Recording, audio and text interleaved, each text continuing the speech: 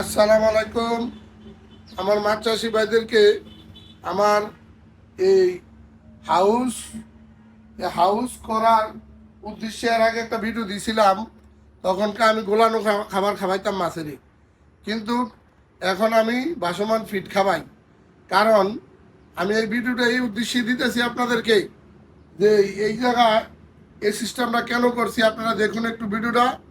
এই আমি এই জায়গায় খাবার ডাললে আপনার এই ফিশারির মাঝখানে যতটুকু হবে খাবারটা, আমরা মানুষের বল দিয়া বাড়ি দিয়া এইভাবে এতটুকু ছড়াই ছিটাইতে পারবো না।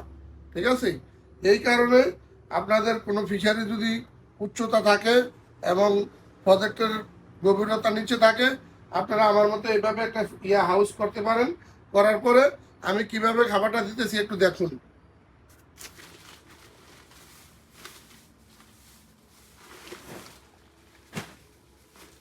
এইভাবে এইভাবে মোটামুটি দিবেন। দেওয়ার পরে